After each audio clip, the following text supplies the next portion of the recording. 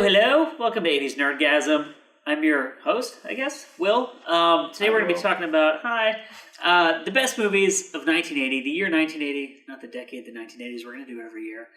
And so the way we compiled this was we each made a list, and we put it on 80s Nerdgasm on Instagram.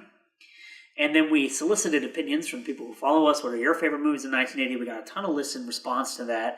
So I created kind of like a matrix where I tallied up all the votes, and every first place vote was 5 points, second place was 4, third place was 3, and so on and so forth. And some people put more than 5, and so with those I did, for anything like 6 through whatever, I just counted it as 1 point, rather than trying to create like a half point, quarter point system, which would have been way too complicated. And then I added up all the points, and we got our list. So we're going to go through the top 10. We're going to talk about some stuff that we all liked that didn't quite make the top 10.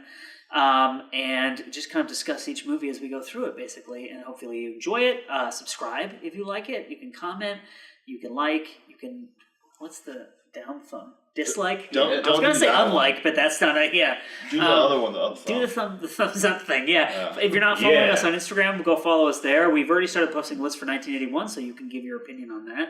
I'm sure we have a lot of Indiana Jones fans. The Indiana Jones fans are already mad at me because I did not include... I included an obscure James Bond movie on my list, but not Raiders of the Lost Ark, and people are furious with for me. British Eyes So, Only. yeah. Tune in next week. For British Eyes Only. What, Bum Battle? Is that the name of that magazine? My wife asked me recently, I guess this was around Christmas, if I wanted a subscription to Bum Paddle as my Christmas present. Say yes. And I was like, no, I want to make my own. I want to make Bum Paddle so people can subscribe to it. That would be my gift to the world. We got a lot of projects in the works, guys. So, people on the panel here with us, we have Logan. Hello. We have Mike. Howdy. We have Jim. Hi. We have Jack. Hello. And like I said, I'm Will. Howdy. We just jump into it at number 10. He's from Vermont. Yeah. And did I say howdy? Yeah. Oh, No, I said howdy. He said howdy. Oh, what? I'm from Indiana. Yeah. Also the USSR. Yeah, that's it. By way of the USSR. So at number 10 we have what is actually, I think, kind of an 80s classic, at least the brand name, if you want to call it that, Friday the 13th. Oh, yeah. The first movie in the series. I'm a big Jason fan, but I didn't have this on my list because it's kind of, I mean, as Mike and I have talked about before, the first one is a little bit weird because it doesn't have... Spoiler alert. Yeah, spoiler alert, but it's not about Jason with a hockey mask. It's been 39 years. Killing people. Yeah. It's about, and it does have Kevin Bacon getting knifed through the neck, right? Or he gets an arrow through That's Nightmare on Elm Street. No, Johnny Depp is in Nightmare on Elm Street. Kevin Bacon is in Friday the 13th, and someone puts an arrowhead through the bottom of his bunk bed into his neck. Oh, I remember that. Yeah, and his blood starts shooting everywhere. Yeah, I think I put it number 5 on my list just because it kind of like gave birth to like the whole franchise, and I'm kind of a big fan as well. But it's not one of my favorite movies because Jason again is not in it. It's his mom that's doing all the killing. And it doesn't have anything like in Jason 8. There's that scene where the guy is boxing with Jason, and Jason punches his head off, and it falls. They just got more silly as they went along. But there's so many like slasher movies from the 80s like that, like Friday the 13th, Sleepaway Camp. Well, lest we forget Silent Night, Deadly Night, one of the best Christmas movies. But we decided to go with that one just because it has all the same. Silent Night, Deadly Night? Yeah, that came out in the 80s. I'm thinking of Black Christmas. There you go. That's fine. Does anyone else have any profound thoughts on Friday the 13th? Not I. I think Mike read Not profound. I think me and Will are the only ones who really watch a lot of the Friday. It's not. I mean, it's interesting because it's like an iconic movie, but it's not a great movie. No, right? it's Because not it's a like the great first one in the series, but Yeah. you watch it, and it's like pretty dated and corny. And it's of the 10 or 11 there are. It's maybe like in the middle of quality or lower. Yeah, it's not as bad. Some of them are horrible. Some are really I will say it's sort of like the new decade of the slasher for the 80s, and we start to see the characters come around the 80s as opposed to just like violent slasher movies. But other than that, not really anything profound about it. Number 9. Just meh. Don't shortchange yourself. Actually, funnily enough, another movie in which people get sliced to pieces with a blade, and one that I was surprised made the top 10, Shogun Assassin.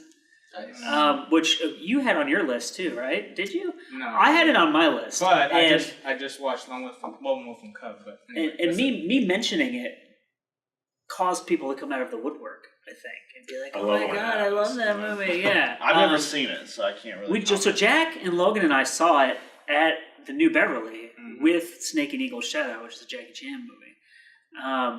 And the very like the abiding memory I guess I have of that night is there's some kind of rapey stuff in Shogun Assassin. And I remember you, when that scene happened, being like, whoa, like really loudly. Cause not in a good way. Like, I think you weren't expecting it. And you were like, Yeah, it kind of turned pretty quickly.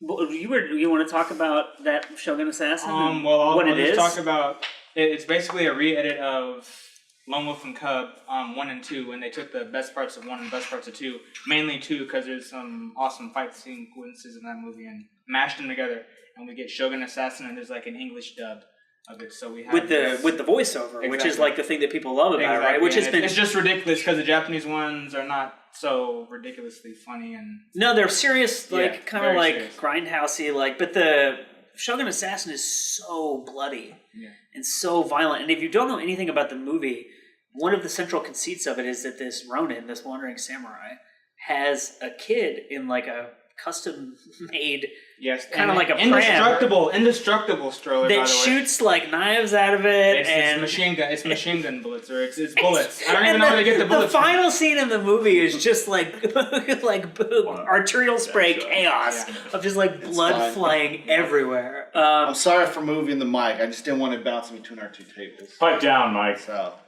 So I don't know. Any conclusions on Shogun Assassin? Go see it. Watch people get sliced to pieces. It's on the Lone Wolf Cub. I just watched the Lone Wolf Cub set. I'm sorry. The Criterion one. Yeah. That's why I keep saying this. But they have it on that set, the Shogun Assassin edit of. Oh, do they? I didn't know that. And if there are any fans of Japanese movies out there, Logan and I were just furiously arguing about whether Zatoichi or Lone Wolf and Cub is better. So leave us some comments. And who would win in the fight? And let us know that I'm correct. Obviously, Zatoichi would win. He's like Superman. He's like blind Superman with a secret sword. That's true. It's like the coolest superhero ever. That's true. Speaking of Superman, hey, guess what number 8 is? What? Superman 2. Heyo. Which I haven't seen in years. God, but I really liked, when I was a kid, I really liked the Christopher Reeve Superman movies. And the second one is directed by Richard Lester, who did one of the Beatles movies. I think it was Help, which I think is a really funny movie. Yeah, it was. Oh, he did Help and A Hard Day's Night. Do you guys have any Superman 2? Superman 2? General Zod, no, right? Sorry, I'm gonna chime in when when you've heard of the movie. Yeah. No, Superman 2, obviously everyone's heard of that. It's just General. So I was watching some clips from it before we. So General Zod, right? Who was also the Michael villain Shannon. in the That's right. the one He's I know. played by Michael Shannon. Right. So he's played by Terrence Stamp in this, and he and his crew wear these like black kind of like break dancers costumes that are kind of sequiny, and they look like they're at it looks like disco clothes. Like the Foot in Teenage Mutant Ninja Turtles. Yeah, kind of like that. Yeah. And there's there's this big fight scene at the end, and people are like hurling buses at each other. And one of the things I remember the most about Superman 2 from when I was a kid is that Lex Luthor is in jail for some of it, and he's on like a chain gang or something. Like he's wearing like a ball and chain and a striped prison outfit. Is he making like a railroad in building? Maybe.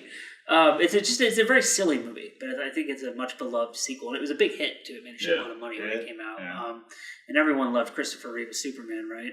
And then they just started to get sillier, and so Richard Pryor was in Superman 3. Wow. And then Superman 4 had him fighting this guy who looked like a WWE wrestler. He was like massive and had like a giant mullet, but he was like the Russian villain. Like he wasn't actually Russian, but he was like whatever alien who stood in for the Soviet Union. They had a fight on the moon. Nice. Which is an awesome scene because Lois Lane is like, they throw her and she's just like flying through space with no mask or helmet on or anything. Of course. But people really like, and Superman 2 was interesting because it popped up on a bunch of lists. And it didn't get a lot of votes for like number 1 or number 2, but it got a ton of votes for like the mid-range, like 3 and 4. I wonder if that's like because people really liked it, or just because it's just the movie they heard. They remember from their childhood, right? Like it's one of those like Indiana Jones movies or Star Wars, where like not all those movies are like spectacularly great, but like you just We're like in the controversial. Well, like in most of the childhoods that we had, like you didn't have access to obviously to streaming and shit, but you had like a certain collection of movies that you just watched over and over and over again, right? Like you've seen XYZ movie at least 35 times, like through and through. No, I know what you're like minimum, you know. I think like that falls into that category more so than like, oh, this is like the number, what is it, 8? The eighth best film released in 1980. Like, I don't think so. I had one of my favorite movies when I was a kid. This is unrelated. I'm sorry. Was Robin Hood, Prince of Thieves. Have you guys seen this movie with Kevin Costner? Yeah. And it's on Netflix, and I rewatched it, and it is so bad. It's one of the worst movies ever. It is so bad. It's like hard to. But that was one of those movies where like I had this air of like greatness about it in my head, and then I watched it. I mean, this was like a couple months ago. I watched it. Like it is horrible. It's just like it doesn't make like why does Morgan Freeman just like the central setup of the movie is that he frees Morgan Freeman they're in the Crusades, right? And Morgan Freeman is from North Africa. Well, they're always in the Crusades. And he's like, I'll come back to England with you, sure. Like instead of just going home, like what? It makes no sense. Oh man! Like, it had some for its day, like in its time that it was released. It had some really interesting like production design and like action set pieces that weren't really like part of the cinema world at that point. I think like that was the draw for us stupid kids. You know, like I haven't seen this like type of action before. Like all these costumes of the medieval guys and like the archers and everything else. It was just like hurling the fireballs. Yeah, it was like cool and energetic. You know, the witch. The witch with the like Morgan Freeman comes in with the katana and just like blows her away, you know. And Guy of Gisborne. I mean, that's why people watch Game of Thrones now. Cut you hot out with a spoon. Yeah, Alan Rickman too is the sheriff of Nottingham, right? So right. Yeah, but like when like you're saying, like when you rewatch it now, you're just like, no, how much longer? Well, so this can actually tie into the next movie because if someone were to ask me why do I think that movie is the way it is, I would say cocaine, and the next movie is Caddyshack, and number 7. The definition of cocaine? Well, there was a big like expose recently about the set of Caddyshack, and it was like cocaine and booze nonstop. Like apparently there were times when like Bill Murray just woke up like on the golf field in the morning. Like golf field? What do you call it? A golf course. A pitch? Sorry. The golf park. The golf grass. He would just like pass out and wake up. They would just start, and he didn't know what scene they were filming, and like Chevy Chase was coked out of his mind. Well, Jack was talking about the script when we were setting up, and it's a mess. It's the script. If you look at the script and you look at the movie, there's really no real overlap. Like Bill Murray doesn't have any lines written for him in the script. It's just Bill riffs here. Rodney Dangerfield. Is that really what it says? He has no lines. Yes. Rodney Dangerfield had no idea how to like really act in a movie. So when they would call like, action, he wouldn't really know what to do. So they had to like yell at him and be like, "You're on now." And he would come into the scene and you would just start riffing on whatever the fuck it was that was going on in his head. Was this before Back to School? Yeah. Okay. Yeah, Back to School was what? 82, 83? You're on, go. Go! Walk and talk. But that, like the scenes, say something funny. Back to School was 86, yeah. Oh, okay. The scenes... So he knew what to do by that point. Yeah, maybe. Yeah, because they were just shoveling him with cocaine. Yeah. Whenever I see the 80s movie, I'm like, cocaine! But the scenes between Bill Murray and Chevy Chase to me are like... they're so weird because they have such different energies. Yeah, and like, and they're so like...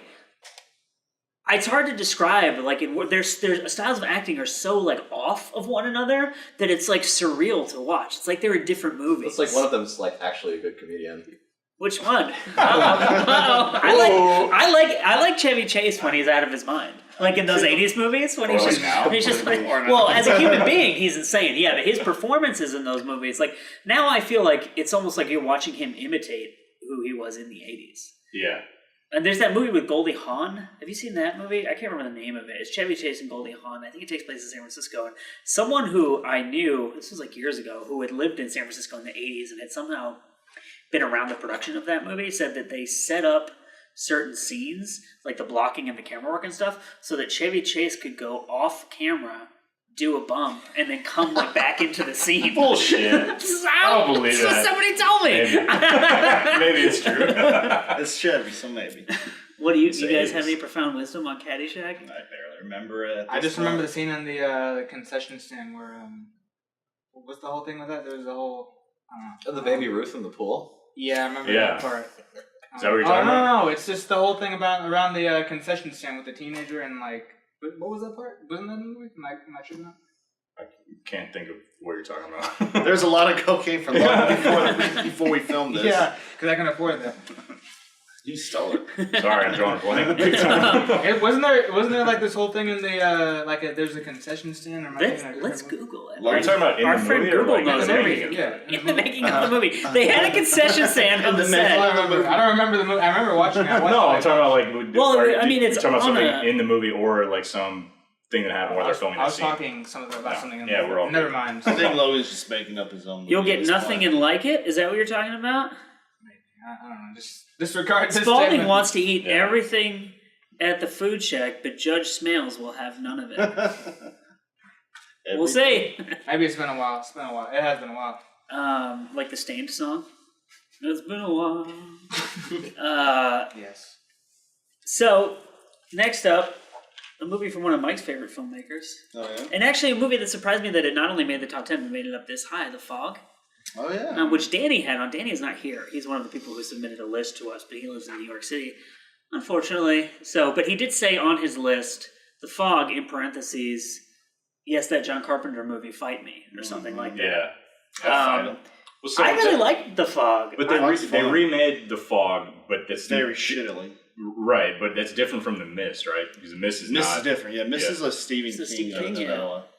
Okay. The Fog. So the Fog in the 1980 version of it, anyways. Basically, it takes place in this town where they celebrate the founding of the town or whatever, and you come to find out that like it was like a leper colony or something like that. And they pushed all the lepers all that stuff away is in and the they killed them. monologue, right? Yeah, The yeah. movie? And so basically, once a year, this fog descends on the away. town, and in the fog are these ghosts who kill people.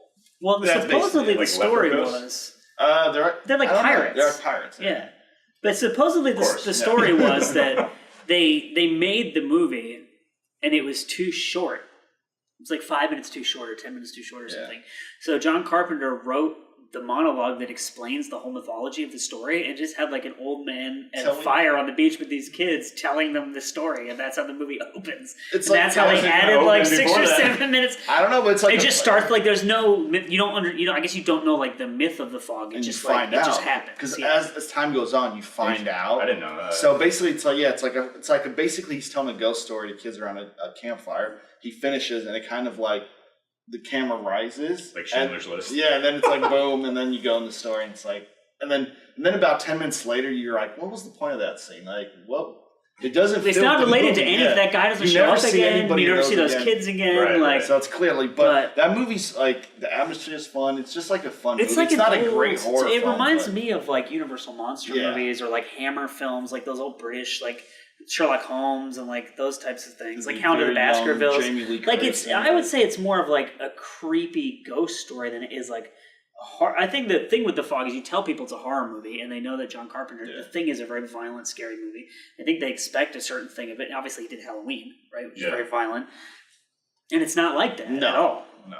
It's just kind of like a spooky, Do creepy. you think, like, in terms of the narrative, like, would the movie have been better or worse without that fire beach It monologue? would have been better without that. You think so? That beach monologue because then there's like a little mystery and there are scenes in the movie where you find out a little bit and then you find out Is there like stuff on the radio, isn't there? well, there's a woman on there, but you find out like the mayor knew about it. You find out like the priest's father knew Yeah. about it, and they kind of covered it up. So none of the townspeople know about it. And they're celebrating all these like killers, basically. So you kind of find out as the movie goes along. But because we heard the story, we kind of like already know. That sucks. So, and I mean, now I think they wouldn't have used it because now you can have a movie that's like 82 minutes or whatever. It's not a huge deal. But I guess probably in 1980 they had a very specific time limit that they had to hit, and they were like, Well, yeah, because you have to, like, fill the reels yeah, that they shipped out to all yeah. the theaters and So everything else. he just threw that in. It's not that violent, is it? That I remember. There's some violent scenes, but it's.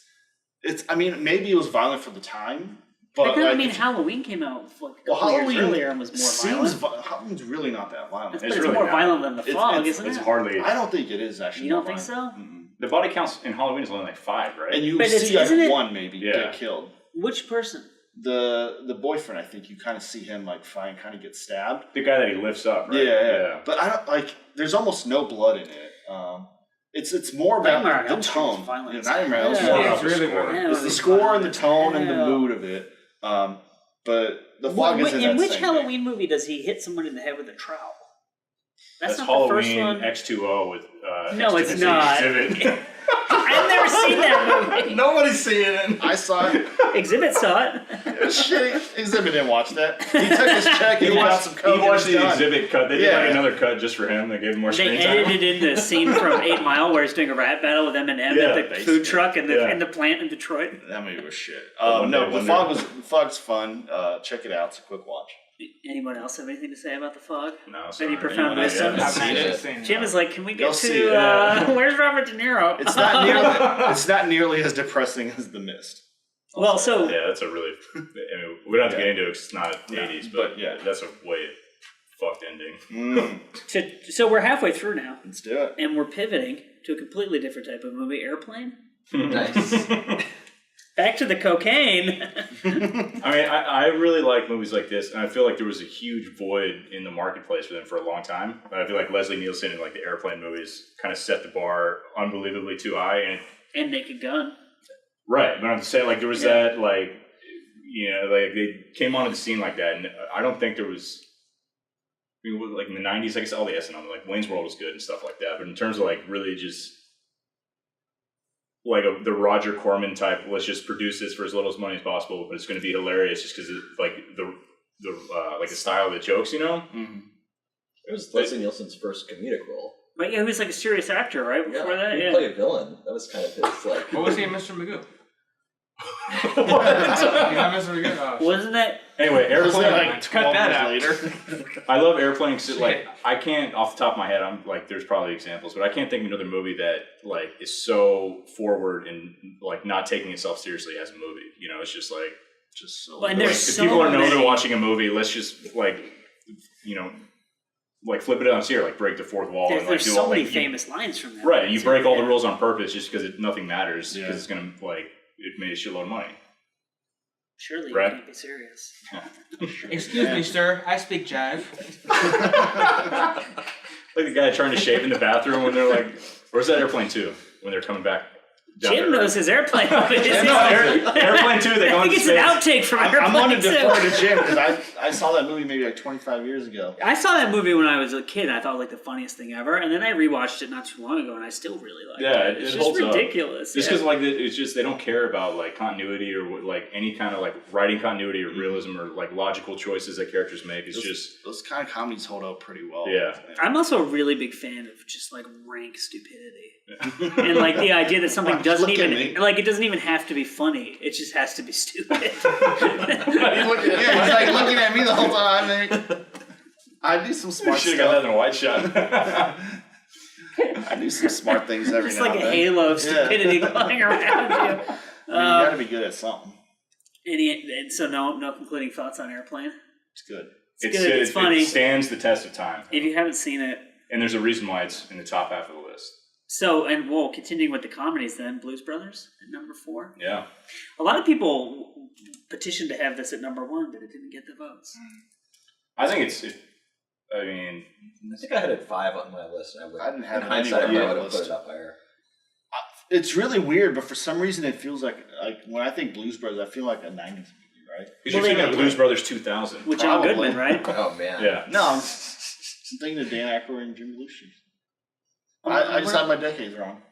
Yeah, but The whole cameos in that decade. movie and the various levels of acting through it are hilarious. Yeah. Like when they would get, what's the scene where, he wants like 3 fried chickens Yes, and a it's 4 Coke? fried chickens and a Coke. And Aretha Franklin's like ne'er-do-well boyfriend who's in the band, his acting chops are just like absolute shit. Like, it's hilarious watching him. He's like, now listen to me. I'm the man and you're the woman. And then, the song breaks Yeah. out. It was Will loves also it. the first movie that I really remember watching. Like, it was one of the VHS copies we had, and I've seen it probably like 100 times. Yeah, Damn. that was a Jacoby family favorite for sure. I didn't see that movie until I was in my 30s. Wow. Yeah, it was a long time. You're a weird guy. Illinois Nazis. One I that hate Illinois Nazis. there's there a scene where like a building collapses. There's all sorts of Am shit I that misremembering blows this? up Yeah, like and a car building crashes blows and- up or something. Oh they yeah, just, like, no, they dude, blow doesn't- up. Carrie, wait, what's her name? Yeah. No, Carrie she has a Fisher? rocket launcher. Yeah, she blows up. a car, yeah. Oh, the apartment Doesn't building. that like a building collapses, right? and they like come out of it or something, and they're like totally nonchalant. There's like rubble everywhere. Dude, I remember. It's great. That's funny to me. That's kind of like that airplane comedy. Like it doesn't matter if it's real or not. Like it's just it's funny. Well, yeah. speaking of cocaine too, Belushi was an animal. Yeah. R.I.P. Yeah. Oh, so my a dad little too saw much coke. the Dead Kennedys at some point in the 80s in New York City, and Belushi was there. And at some point, Jello Biafra, the singer for the Dead Kennedys, started shaving people's heads on stage, like during the set. And Belushi got like really excited about it and jumped off of he was in like the balcony. Like a flying squirrel. Awesome. I remember playing the video game on the regular Nintendo. They had a video game, Blues Brothers. That video movie game, was huge. and it was like a Mario type game where you just run around jumping on shit. I would like to see a Blues Brothers RoboCop crossover.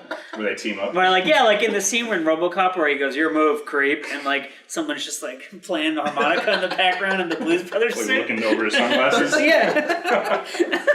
Funny story about that movie. My dad was working at Cook County Hospital, and he told me the story about how they had to close off the streets for that ending car chase. I think they had to be like finished by 6 a.m. for traffic to get back, or whatever. And like they barely finished in time. But like that. Actually, never mind.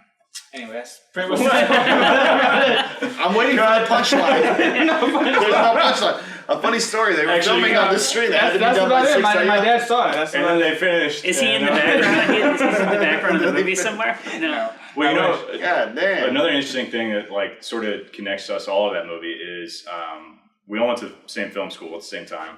And the guy that was the head of production, John Sturgemonkey, he was like the second AD on Blues Brothers. Oh yeah. Dang, that's pretty sweet. And Star Wars 3, right? Episode 6, right? Yeah, the one with the Starlight Pit. Yeah. That's cool. Yeah. Yeah. Vagina dentata. Yeah. Yep. Any concluding thoughts on Blues Brothers? So I feel like your dad and your brother, or your father-in-law and your brother-in-law, right? Mm-hmm. That's what it is. It's like if they always have it on, like in my household growing up, if it's one of those movies that's on, you can come into it at any time. You don't really have to watch what happened before. You have to start from the beginning, and you can always just watch it through the end. Like it's that sort of like get that episodic feel where there doesn't need to be a lot of context with it, where you can just sit down with the movie and enjoy it. And I feel like it's like that way for a lot of people, which is why it made it so high on the collective list. I imagine it's not for me, but I'll have movies like that where it doesn't matter if it's the beginning, middle. You can kind of hop in wherever and you can just like pick it up, right? Yeah, like what I just said. Is it? That's exactly what I just Sorry, I was on my phone. I wasn't paying any attention. If anyone missed it, Mike was just looking at me for that whole time. Mike is like the person And he was just waiting for his turn to talk. He's like, you know how you tell people a joke and they don't think it's funny, but then they tell it to you and they think it's hilarious? Yeah, That's yeah. like what Mike is. But in real time. It was just a lot of talking and none of it registered at all, I guess. All right, let's move on. Next Okay. movie. So we're going to get into the top 3, but Hey, before we yeah. do, I thought we could talk about some stuff that just missed the top 10 and also some stuff we had on our lists All right. that did not make it. Number 11 was on a couple of our lists, Elephant Man. Just You a had that really- on yours, I right? had And number you had 3. it on yours, right? Yeah. That's just a really good movie. Really well made, really well acted, like good story, important story, real true story. Lynch is like the most conventional film. Yeah, I'm What kind about of Straight surprised. Story? Kind of surprised it wasn't Oh on the list. yes, that's a good one. It's just, I mean, I think it had almost the same number of points as Friday the 13th, so like just barely missed. Yeah. It was number 3 on my list because I thought it was just a And really black well and white. made Let's movie. not forget that. I'd never even heard of that movie before we started talking about making this list for 1980. Wow. Is David Lynch, so you just said? Yeah. But do you know about the? That's why. You know You really about never David heard of Lynch? that movie? No. You know about the actual Elephant Man, right? No. Oh, so it's like an I actual thought- guy that lived in London. I forget in the 1800s, right? late I think- 1800s. yeah, I mean, I I don't think, yeah. remember. Well, because like some background for our viewers. When we were sending, we were texting these lists to each other. We were handwriting them on paper and texting the group the photo. And Logan's came through, and nobody could read anything that he wrote. It was just, like such bad handwriting. But when you had the Elephant Man on yours, and I thought it was the Invisible Man. and so that's what I thought it was. With Claude Rains. And then when the 1932 version. Whatever. And so we made Logan resend the list because nobody could read what he wrote. And then it said, what is this one called? The Elephant Man? I'm like, never heard of it. See it. You guys. Logan and I have very different tastes in Yes. films. But We all kind of have different things. Jim had a really interesting item on his list, which was Logan made bad choices. So Logan and I both had the number 12 movie, which is Kagemusha. I'm not surprised it didn't make the top 10 because I'm sure that most people haven't seen it, but it's a Kurosawa movie, and it's his return to making epic films after a decade kind of spent making weird kind of experimental movies, or he made a movie in the Soviet Union because he basically couldn't get anyone to fund his He movies. tried to commit suicide. The massive apparatus of the Japanese film industry collapsed. And while that was happening, Hollywood was kind of courting him, and there's this whole insane drama about he was going to make the Japanese half of Tora, and his script was 450 pages long. But there's this whole his nephew was the liaison with the studio because Kurosawa didn't speak English, and he was embezzling money and lying to people about all the shit that was happening. The story is insane. It's in a book called The Emperor and the Wolf, which is about Kurosawa. And Mifune is an actor that Kurosawa works with a lot. But so after he spent a decade kind of in the cinematic purgatory, Coppola and George Lucas and Spielberg basically raised the money for him to make Kagemusha, which is this huge 3-hour epic samurai war movie. That's a really fucking awesome movie. And it was originally going to be a comedy, and it was going to star the guy from Zatoichi. What? And he and Kurosawa had a falling out, so Kurosawa cast... haven't fallen out with other please. Kurosawa was a beast. But he cast Tatsuya Nakadai, who's not a comedian, who Logan and I actually saw speak in person, which is pretty fucking cool. And so the movie kind of it's an interesting movie because some of it is obviously funny and some of it is not at all because they had to rewrite some of it to fit the skills of this actor. So we have Altered States kind of on here, which you and I both put, right? Did you put that on your list or not? No, I did. I don't think so. You had Blowout. Yeah, right? Well, I'd actually say Altered States. I have the soundtrack, but the Brian De Palma I'm movie. surprised Blowout wasn't higher. Which movie? I don't think a lot of people know about it. Though. Yeah, it's weird. There's a lot of movies that I feel like are popular with certain crowds that don't cross over well to only one person mentioned Urban Cowboy. Holy shit! Of course. No, for real, that's a huge movie though. Yeah, didn't Stallone direct it? Yeah, but I think what? I think Sylvester Stallone? Are you thinking of Midnight Cowboy? Maybe. The one with John Voight and Dustin Hoffman? Urban Cowboy is John Travolta. Yeah, that's the one. I was thinking of Dustin Hoffman, but I also know Urban Cowboy with John Travolta. I've also seen that, but it's been over 2 decades probably since I've watched that. Yeah, I don't really have any interest in seeing it again, but I do remember seeing it. Yeah, okay, never mind. Unfortunately, I'm the only person who voted for Bat Without Wings. Next. I'm probably the only one who put Cannibal Holocaust down. You are. Yeah. Long Good Friday got 2 votes. It's a very sick movie. I thought Cannibal Holocaust would at least just for notoriety would be on there, but I think most people are. I think the extreme horror crowd and there isn't that much of a crossover. The 80s action and comedy crowd. Yeah, I think it's very different. Yeah. I've never seen Cannibal Holocaust. I don't want to see the animals getting murdered. That's the hard part to watching it. The actual movie itself and the theme and the idea behind it is actually pretty good. And it's all about how people exploit indigenous tribes and stuff like that. They go to film this indigenous tribe, the documentary film crew, and I'm just going to say what happens. Basically, they start filming it, and it's not the documentary they want to show. So they start burning their huts and sabotaging them and performing violence onto the indigenous people. And of course, they start fighting back, and that's where all the cannibal stuff happens. But it's in the end of the movie, they have these reels of all this shit happening, and they're they kind of they don't know what to do with it because it's the opposite of Green Inferno.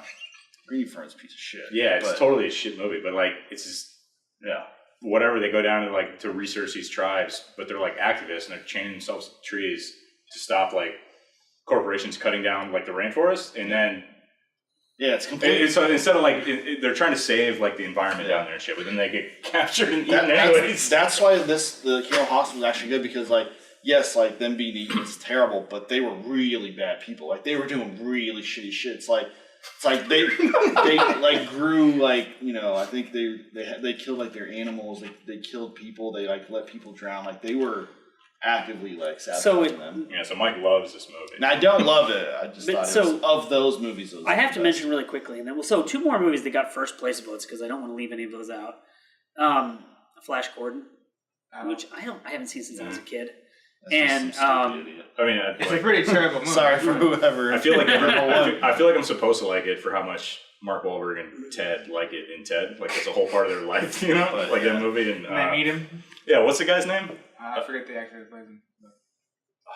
Heaven's if Gate. you've seen this movie, it is Heaven's Gate. Yeah, Heaven's Gate got a number one vote. Logan had it on his list at number 5. Have you seen like the 40-hour version? Oh, I saw I believe. Which one did I see? It's been a while, but it's a fantastic. It's been a while. I keep saying that. And United Artists was ruined because of this movie. That's what you said on your list. Yeah, true. I have to tell the story because Yeah. you mentioned Eli Roth and how his movie is totally opposite of. I knew someone who was friends with Eli Roth in their childhood. They went to summer camp together, and she said that at the end of the summer camp they put on like a pageant where all the kids would put on these like little shows, and Eli Roth like directed like a play, and that like he like connived like backstage with the kids without telling the camp counselors that like they were going to start the play, and then during the play they were going to pretend to get into arguments, and then Eli Roth was going to murder them with like a hatchet, and they were going to have like fake blood spraying everywhere, awesome. and no one was going to know what was happening. And so like they're sitting there watching this like child. Did it really happen? Yes. That's great. I thought you were gonna like say like it got spoiled and someone told. Holy shit! Great. That's awesome. He's a beast. So what I think happened? so. I mean, it doesn't surprise me that his movie is like. So what happened? Like the someone had to run in and like. Yeah, I guess everyone was just like, "What's going on?" And then he was like, "Just kidding." They're alive. So I guess we could dive right into the top 3. Does that bother anybody? 3, yeah. Number 3, I honestly thought would be a little bit higher, Raging Bull. Yeah, that was my. I put that number. Which 1 to me is like the obvious choice. I mean, I guess, but there's a difference between saying what do you think the best movie is and what is your favorite movie. Yeah, and also because like we're going off of like the collective score of a lot of our followers, which is like we post a lot of really heavy action stuff, not like Scorsese masterpieces, wherever Which is his comeback film. Well, we should have a week where we post nothing but Raging Bull clips to see if we can turn the audience. It's just so good. You'll lose some members. It's a bold strategy. Well, so unfollow. one guy commented hashtag something Robert. Oh. There's like this anti-Robert De Boycott Niro. Robert De Niro. Boycott Robert De Niro. So I counted that as a number 1 vote for this movie. But Is this some MAGA bro? Probably. yeah, I think so. Yeah, but I think Raging Bull is awesome. It's a very good movie. Did you put it as number 1 in yours? No, I think wait, maybe I did actually. I put it as number 1 on mine, and it's just like here's my list right just here. I put it as number 2. just having De Niro and Joe Pesci together is like almost always guaranteed to be a really good movie. Yeah. They're just so good And together. they're going to be in Scorsese's next movie as well. His performance. A little worried, but I mean they're so old now. Shut up, Mike. It's gonna be good. Joe Pesci De Niro was Pesci, great right? in Silver Linings Playbook, I thought. Joe Pesci was I great. still like that Gone movie. Fishing. So, Joe Pesci apparently was an asshole to Macaulay Culkin on the set of Home Alone because he felt that everyone was coddling You Macaulay mean Home Alone Culkin, 2? and it was going to damage. Oh wait, no. He was on the both. first one. Like Really? it was going to mess him up, and he was going to like have problems with. Well, like, he was right. He was. I know. Yeah. Profit. Yeah. But the thing that I always think of when I think about Raging Bull was my college roommate had this like insane memory, and he would get into these like obsessive kind of like moods where he would watch a movie like 1,000 times, and he would memorize almost all the dialogue. And there's that line in Raging Bull where Robert De Niro's like starts accusing his wife of fucking Joe Pesci, right?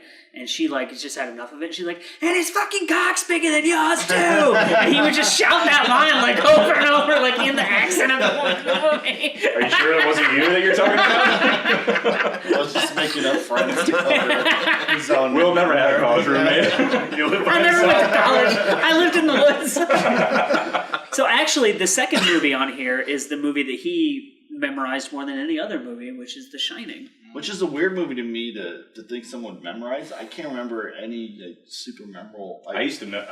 I'm not gonna hurt you, Andy. I'm gonna bash your that fucking scene I used to have brains in. memorized. Like, yeah. I put that actually number 2 on my list because I think The Shining was number 1 on mine. was it? He's got The Shining. It's just like I didn't like. 1980 wasn't not a great year for film. But I feel like I know But it wasn't Not for like horrible. my film. Will doesn't really like Kubrick, but I feel like I used to not like his movies. Like I thought they were slow and boring and like too atmospheric and just whatever. Like before I sort of learned how to appreciate like what he was doing, what he did, in his career. And then when we were in film school, I took one of the electives was like the horror film, and I just went over the whole genre and the history of it. And obviously we talked about The Shining, and through the curriculum now we had to rewatch it, as like almost mid-30s adult or whatever. And that, like, if you just let yourself go, like, and just fall into like the world of the movie, and like the escapism, like I'm just gonna be a part of this movie. It freaked me the fuck out as like a 30-year-old man. The horror movies like that where there's very little supernatural. It's just basically a dude going crazy, right? Trying to kill his family. You could see that happening like in real life, and that's always scarier to me than like Freddy or Michael Myers or something like that coming to get you, or like aliens or something like that. Thanos. Because I'd be like, I could see myself like being stuck in a motel and just going on a murder rampage. Nobody would come near you, Mike.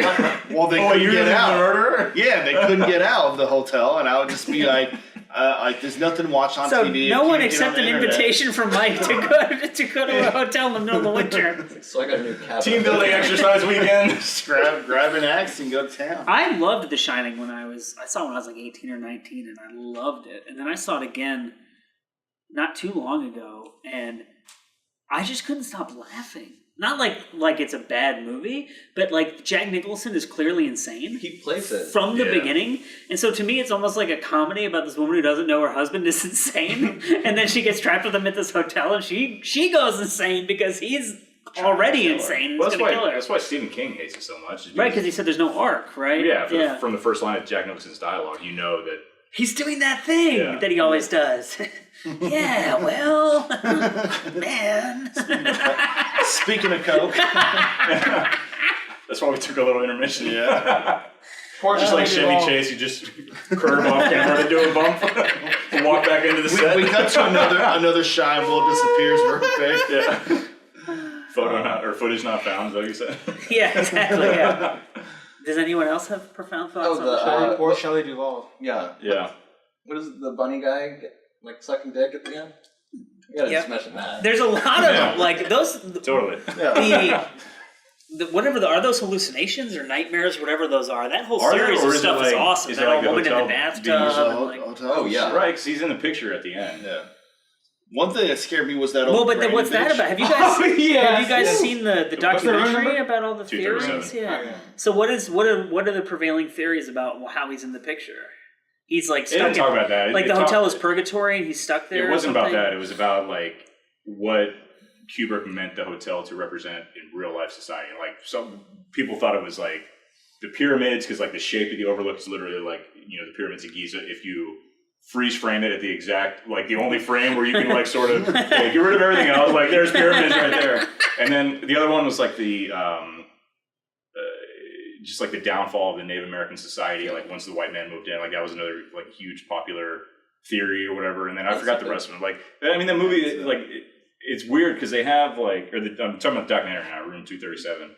They have, it's nothing but like footage and still shots from the movie and like behind the scenes stuff, including video from behind the scenes. But then it's just like the people that are narrating it, like they do talking head interviews, but you never see them ever on camera. So you just hear these people talking, and it's like their theory about what they think about the movie against all this footage from the movie and the making of the movie. Didn't his daughter direct the documentary?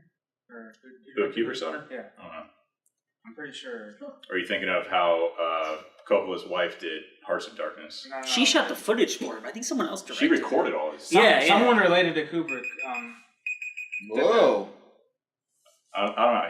He does have a daughter that right? Yeah, she's like involved. I think she did do the running documentary. I business think she did. stuff, yeah. It was like her project, but anyway. I mean, it was still like interesting to hear like these really well thought out theories on what this movie's supposed to be. But at the end of the day, it's like Kubrick can't speak to it. So what if it was just supposed to be a fucking movie, like an adaptation straight from this book, and not like this grand.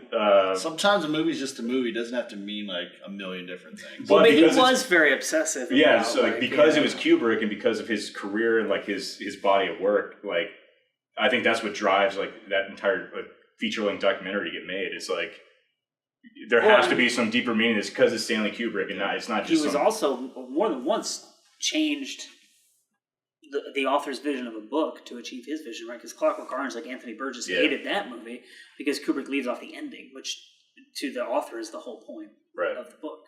So, any final thoughts on The Shining? Any conspiracy theories?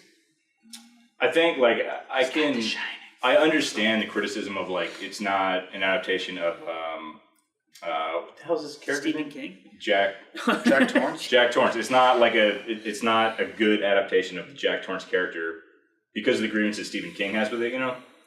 Outside of that, it's like a horror movie that it like can kind of sort of cross genres into like drama thriller with like all the Oscar nominations that it got winnings or whatever. And the fact that. It's like I remember watching it as a kid and being scared out of my mind, and then like not watching it for 15 plus years, and then watching it again and still being like really freaked out. It has some really good memorable scenes. Obviously, where he's trying to break the door down with the axe, the blood coming out of the elevator, the nasty old bitch. But I think even if you don't love the movie, you got to give it props for that beautiful Simpsons parody of where. When Homer goes insane and tries to kill Marge. So TV good. and beer makes Homer that's so good. That's when the Simpsons is actually good. That would make anyone go crazy, wouldn't it? Yeah. I saw a pretty interesting quote recently with... it was like this thing where they were interviewing young filmmakers about people who they really liked, and Ryan Coogler was on the list. And he mentioned Kubrick, and that surprised me, because I wouldn't associate him with Kubrick at all. And he said that he really liked Kubrick because... he made these big epic genre movies, but he had this almost like European art house like approach to it. It was like he's taking like a Bergman kind of concept of like making these really cerebral movies, but he's making these huge epic like American style genre movies. And that I like until I heard someone voice it like that, I didn't get why everyone was so crazy for Kubrick. And then I'm like, true, all the pieces fell into place in my head, and I'm like, yeah, that totally makes sense. I'm like, yeah, I get it. And you watch that movie, and then you can watch the TV movie remake of it, and you're like, all right, that's a good movie. Well, he's obviously like he's a phenomenal filmmaker, like from an objective standpoint of like his ability to use visual language. Like he's amazing at it. But I sometimes just get really bored watching his movies. I used to also, which is why I hadn't even seen his whole catalog. I don't think, but Barry Lyndon is my favorite. Which one? The camera lighting or the candle lighting, right? Isn't that what they did? They do candles, 0.7 lenses. Imagine pulling focus like. You hear that, everyone? What's your favorite lens? Camera point. Leave us a comment. I look over like, who's he talking to? The people at home. Danny, what do we got? So we have one movie fleft, and I'm guessing people would figure it out. So, but I have to explain to everyone how badly this movie blew everything else away. Like it is insane. So, The Shining was our number 2 movie, right? It got 46 points. Raging Bull had 42 points at number 3. Blues Brothers at number 4 had 34 points. Airplane had 34, so those were actually tied. 25 for The Fog. The number 1 movie had 223 points. Holy shit. And it's The Empire Strikes Back. Of course. Obviously. People lost their fucking minds. Did any of us have it on our list? Yeah, it was on Danny's list. Did you have it? It was on none of our lists. Let me check mine real quick. But when I posted the first list, it was yours, and it wasn't on there, and people lost their minds. It's on any of us. I'm just not a huge fan of Star Wars in general. I've seen the first 3, and then I've seen like 40 minutes of one of the ones in the 90s, and then that's it. You didn't see any of the recent ones? I haven't either. So I don't care about them either. The Force Awakens is horrible. But Rogue One is really good. So even as like a skeptic about Star Wars. That one is my absolute. You think that one's bad? See, Last Jedi. Yeah, Last Jedi sucks. Anyways, like I agree. I didn't think see that. Rogue One is my favorite, and I remember another friend of ours that's involved with some of this, Chris Jones. he loves The Empire Strikes Back. Like, legitimately loves it, which is really weird for him because he's like a... Yeah, because he really dislikes all the movies. What's that guy's name that made the movie where they drag the boat over the mountain? Oh, Herzog? Yeah, Werner Herzog. Like, he's, that weird... Fitzcarraldo. He took me to see that movie. Oh, Jack loves I Herzog. fucking love Jack and I saw Herzog speak about A Bad Lieutenant. I'm sorry I'm interrupting you, but this is awesome. And he said that there's like close-ups of iguanas in that movie, and he said that he felt as though while he was making that movie, that if he didn't get the right shots of the iguanas, his whole life would have been in vain. And he didn't care about the right central to the story at all. Nothing to do with anything. Nothing to do with... But then he also said that they asked him how he directed Nicolas Cage, like when he really wanted him to go insane, and Herzog said, "I would tell him, Nicholas, unleash the hog."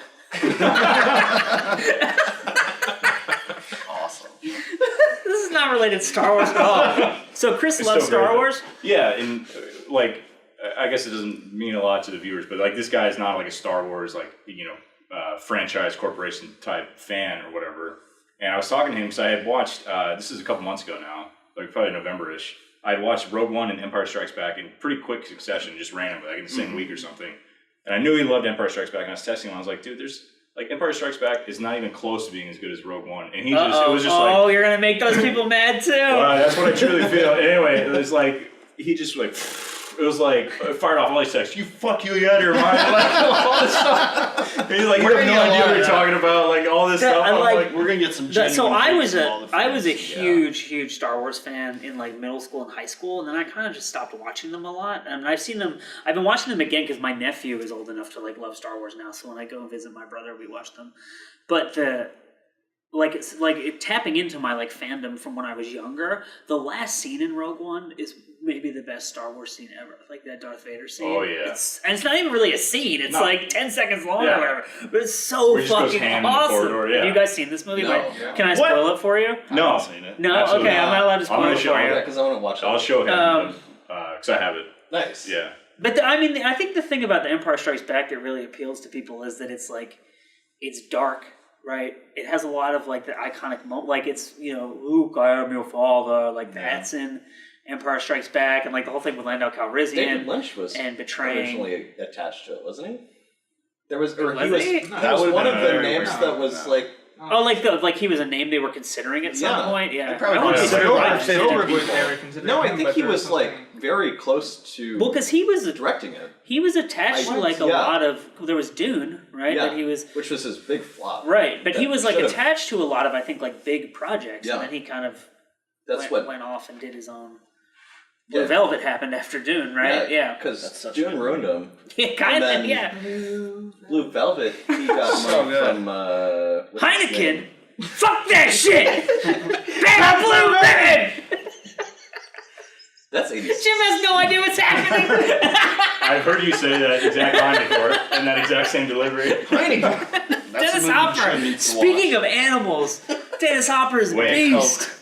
So we're not talking about Star Wars at all. I know. Empire Strikes Back. Like, do you think it's like that because it's sequel to, at that point, like what was the greatest movie ever?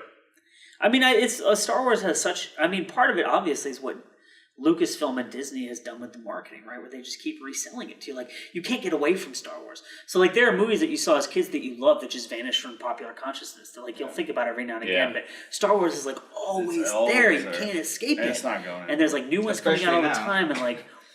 And you have a multi-generational thing now, right? Where like my brother and I watched Star Wars as kids, and now there's new ones that my nephew is really into. So it's like a thing that they have together, and like it just never ends. It like perpetuates itself. And the fan base is so huge that when 83 comes around, it'll be The Last Jedi. Or what's the one? Return of the Jedi. Return of the Jedi. I'm sure that's going to be the number one film, even though. The Empire Strikes Back is.